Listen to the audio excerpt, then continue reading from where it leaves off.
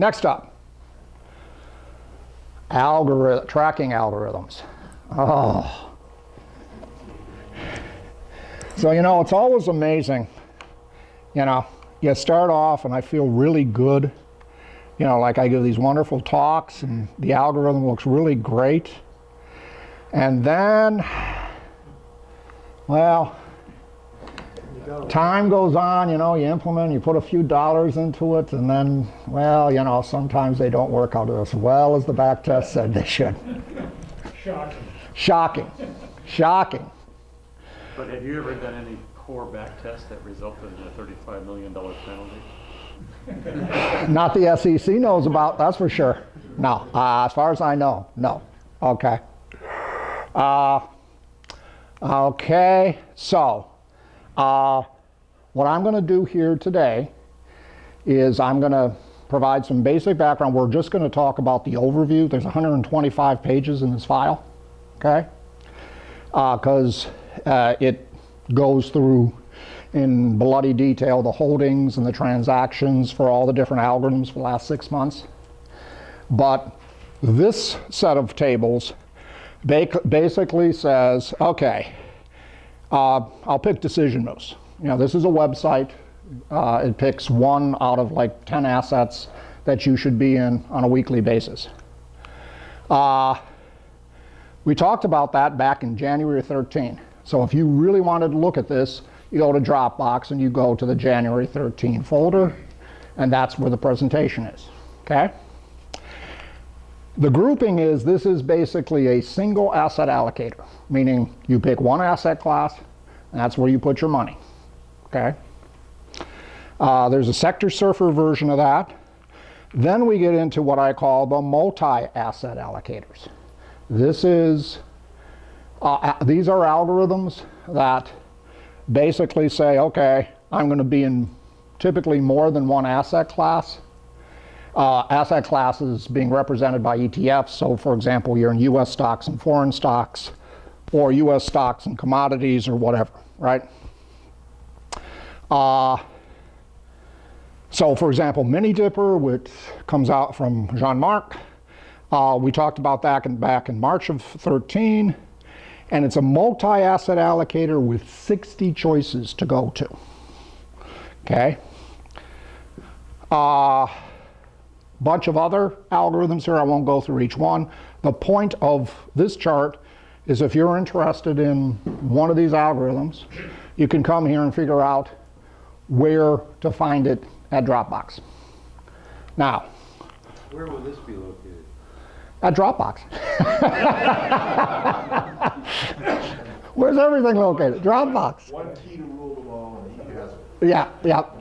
And don't worry, you'll get the link for tonight when I send out the post the email. Okay, we have one new multi-asset allocator with 8 choices, and that's sharp parity. This is the red stuff's what we've looked at in the last 6 months. All right, next one. There's a couple of timers, and then we get into the stock screens. Nothing new on this page. More stock screens. Then the red stuff is new stuff. Rotblut reward, we covered that from July until September. SP 500 low volatility, we covered that in November in the formal AII seminar. And smart beta, we talked about in last month's meeting, okay? We also talked about a risk parity weighting of 4 bond ETFs, and that's over in November. So again, that gives you an idea of, I think someone told me there's 28 algorithms, or 28 algorithms, folios at this time. The ones in red are new.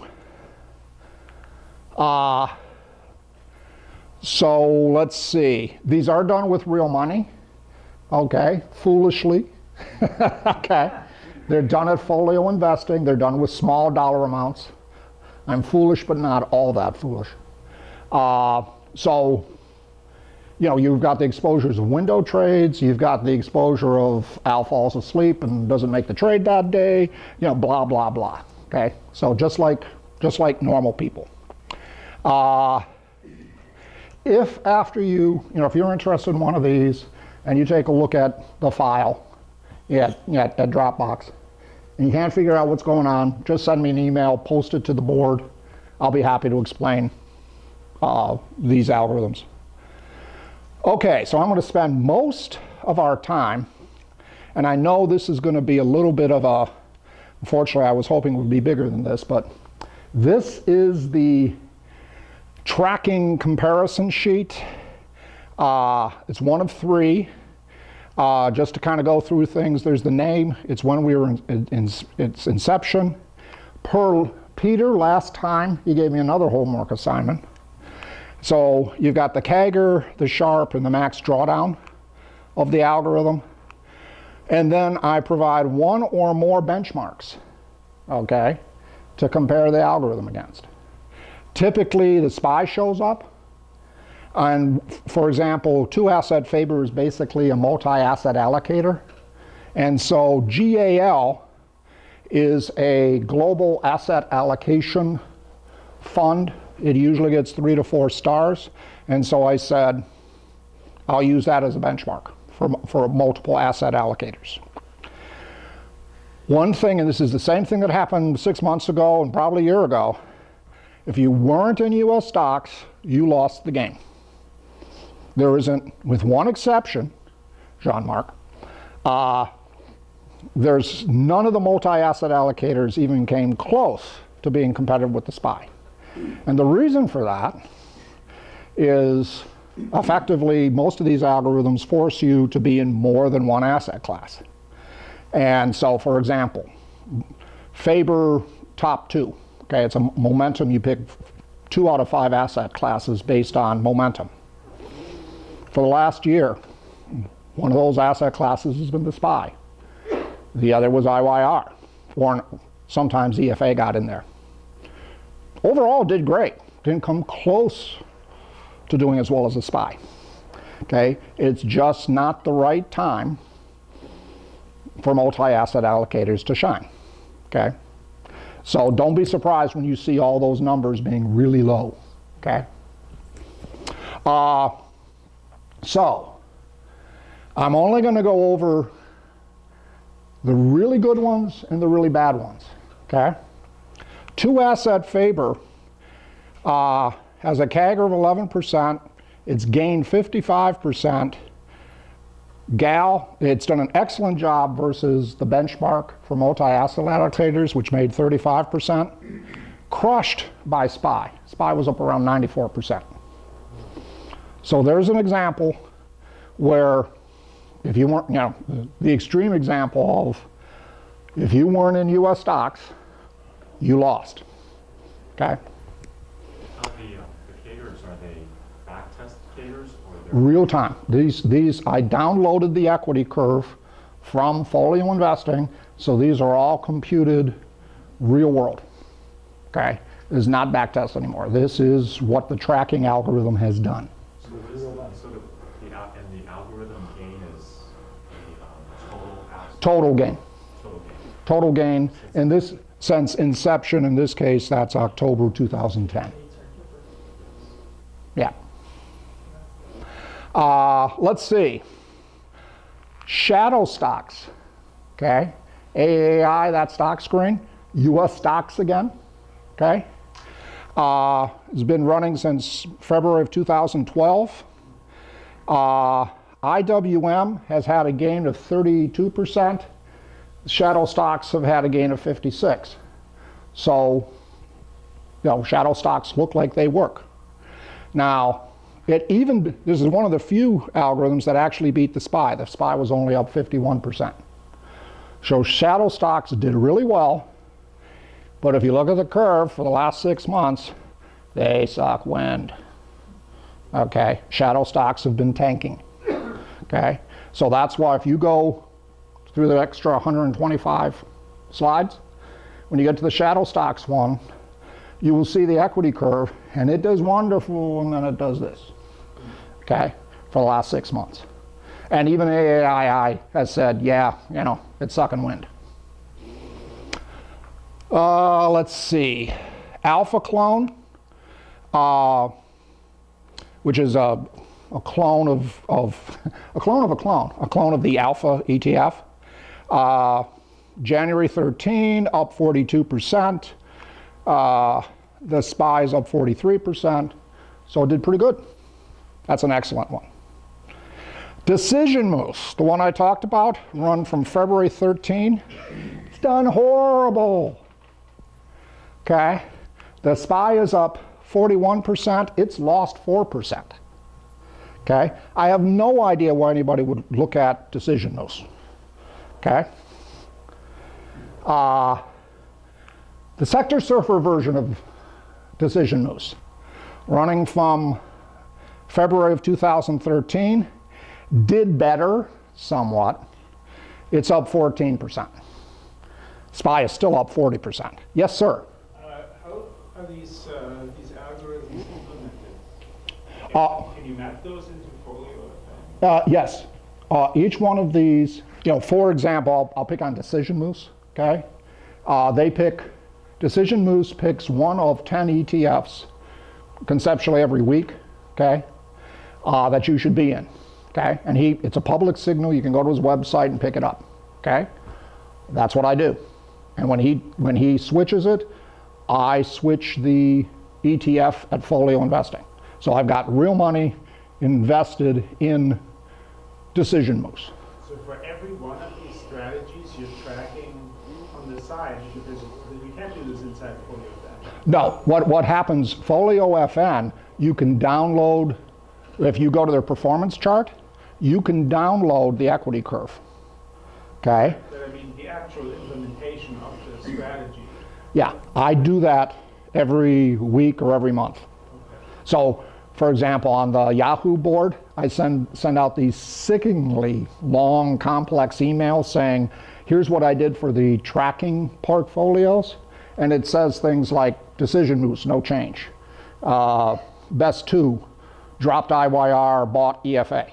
I mean, those are my trades that are really being done to follow this. So yeah, I've got about 28 of them right now. Okay. Yes, sir? Unless I missed something, there's only one of those tracking algorithms that actually beat the S&P 500. There are very few that beat the S&P 500. Okay? That's the only one, shadow stock. Yeah, there's very few. Okay? Again, if you weren't in the S&P 500 for the last 4 or 5 years, you probably underperformed. Yeah. That's if you take a look at the statistics from like Morningstar or Holbrook or anybody like that, they're basically telling you the same thing. The numbers, the SPY has beat almost 90% of the professional money managers out there.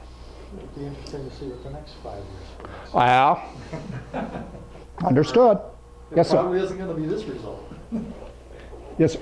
Are any of these long short or short? No. Okay. We haven't looked at the algorithm. We're happy to look at the algorithm. New library cards will be issued until 10 We got 30 minutes. after closing. Internet access is available until 5 minutes prior to closing. Okay. Next one that I'll mention, StormGuard Timer has done excellent. And it's done excellent by doing nothing. Okay?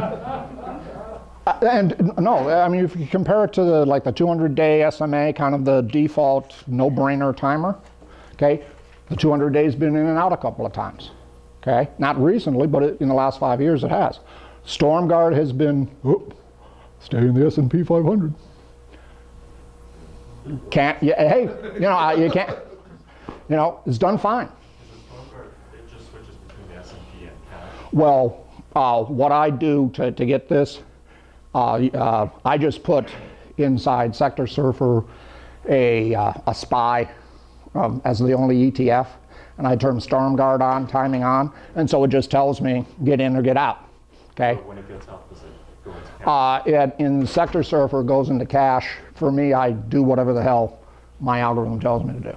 Sometimes I go into cash. Sometimes I say time to short, etc.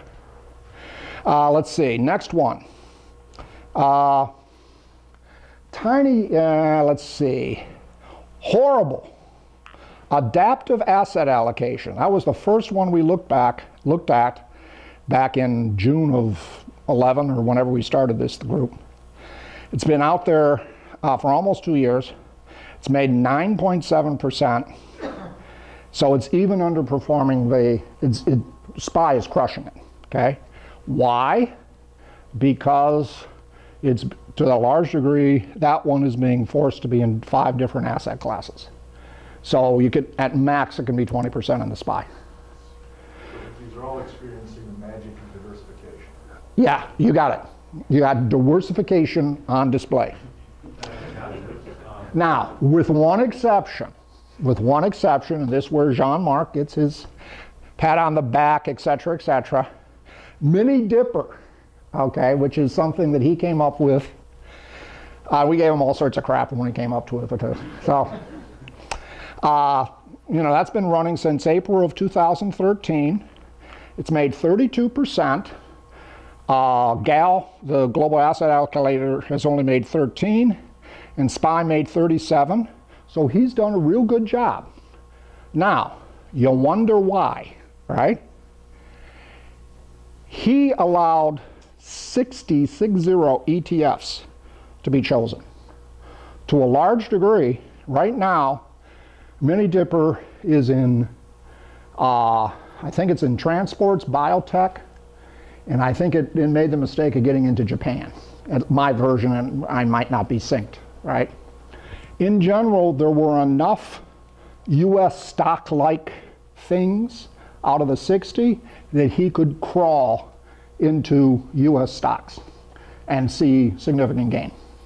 Whereas opposed to like the Faber 5, where you've got US stocks, foreign stocks, bonds, commodities, real estate.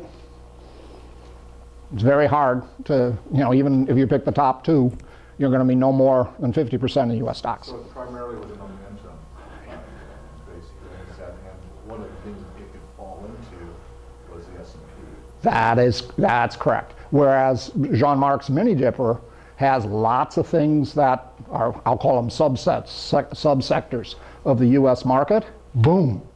He was able to make some real money. I don't think the SPY,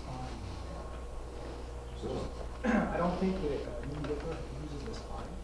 Because what I try to do when I do that thing is I look at each of the sectors, which of course, many US sectors, right? And then all the major countries in the world, including some emerging markets. And then he tries to pick the three, you know, the best momentum out of all that.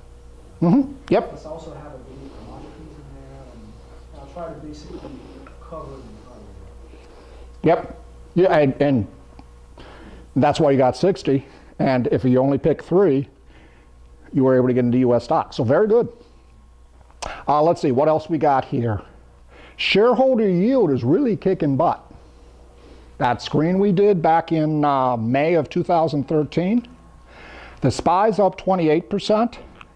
The shareholder yield ETF is up 25%. Our stock screen's up 38%.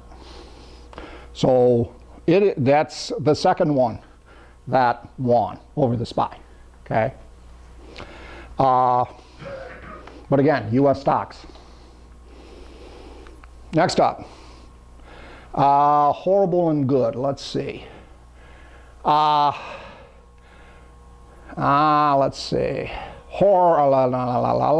Retail screen is doing well versus its XRT, but still underperform. XRT is the retail ETF, but it's still underperforming. I'm sorry John Nicholas isn't here. I'd give him crap about the random 10 Fidelity sectors that I've pinned to him. Okay, they've only done 13% out of 25 for the SPY. So let's see what else. Diamond Cubes, Mr. Moore, okay, gets an excellent. Now we've been doing this just about a year, okay, since 2014. The diamonds are up 12, the cubes are up 21, and he's up 26. Okay, go take a look at his equity curve. It's been a wild ride, or at least my equity curve, because God knows he probably did things better than I did. Faber F squared. So this is the one where John Nicholas Ledfaber did a study, and he compared some of what he does to the F-squared algorithm. And it basically is stupidly simple. If the sector ETF is above a 200-day, you're in it. If it's below the 200-day, you're not in it. Okay. Today, for example, you're in 8 of the 9 sector ETFs. You're not in energy. You're not in energy because it's way below the 200-day. Okay. So it sounds dumb. Okay, but well, it worked in the back test, and so far it's made 17% versus 16% for the SPY. Now, in the last year, and this hurts me personally because I've got this freaking thing, VAPIX, which is a mutual fund that implements F-squared's algorithm, made a whole whopping 4% last year. Okay? And what happened is it was doing real fine in the equity. You can see this because in the equity curve when you go take a look at it. And man, during the fourth quarter, I got a version of that in my 401k. I don't like that. Okay. Horrible. You know that value line safety and performance screen we looked at? Don't buy it. It's done really bad. So that's all I'll say. I think the best one is that second one up there. Yeah, so the folio folio investing strategy. There's a sector version, there's a strategy version of it. Effectively, I've got 3 strategies and 5 sector funds that I buy every month, just based on 3-month gain, 3-month momentum. And some of them do really well, some of them suck wind. Okay, so I don't think you can pick a folio by something as simple as looking at 3-month gain.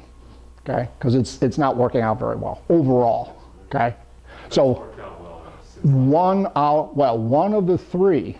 So for example, you'll notice that there's a strategy. The best strategy I have is made 31% versus 27% for the SPY. That's what you're locking onto. I got 3 strategies. Another strategy made 12%. Okay, so didn't do so well. Okay, so what that tells me is just picking 3. If you go to folio investing and say this has done well in the last 3 months, it's a crapshoot whether you're going to make money or not. So let's see what else is on this page. Diamond cubes we talked about. We talked about F-squared. CC, GTA value and momentum, a multi-asset allocator, is doing well versus GAL, which is a global asset allocator. Not so well against the SPY for the same reason. Yeah, that algorithm forces you to be in 3 different asset classes. Sometimes 4 because you split. If there's a tie, you split. Let's see. Next up, last page. Sharp parity. Boy, it's been out there for just under 4 months and it's doing excellent. Let's not get too excited about that, all right? It's 4 months.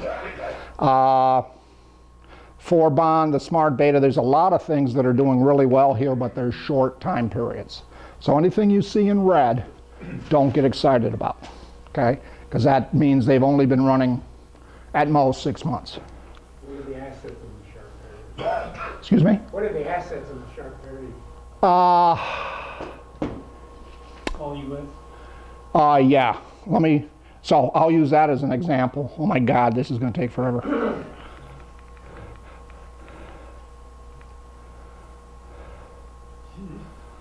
Like I said, there's 125 of these. Let's see, we were looking for sharp.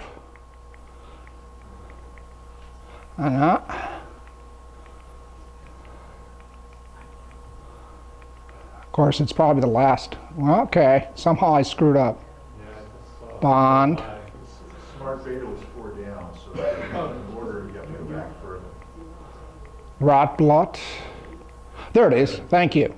Okay, so here's to answer your question, Ren.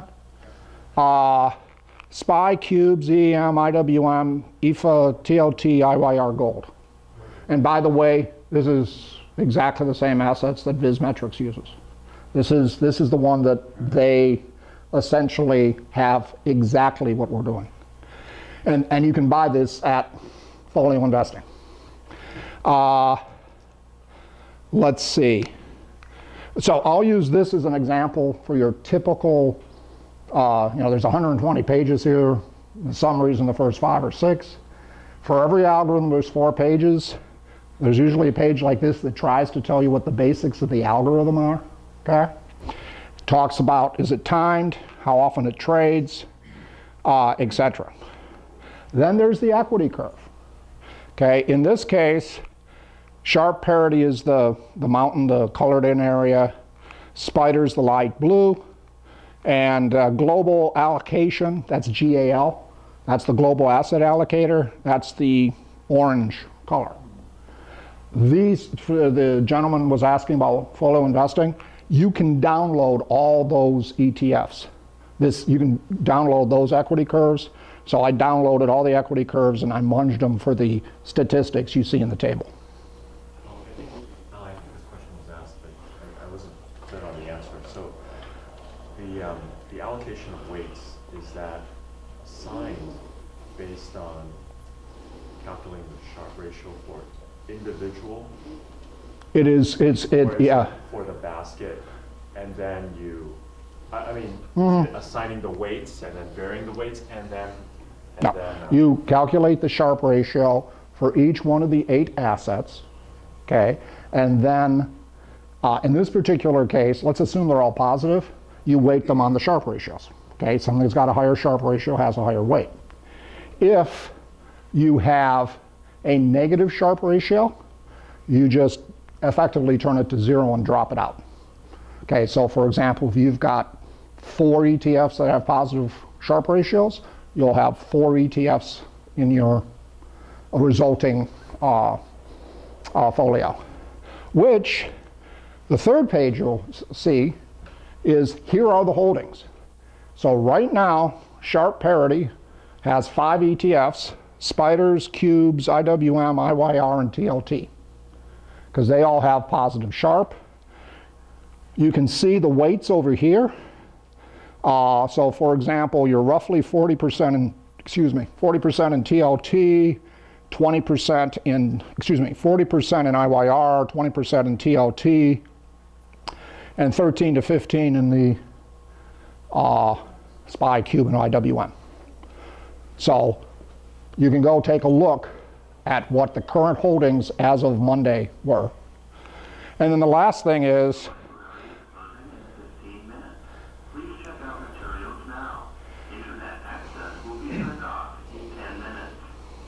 here's a listing of at least some of the transactions that were done.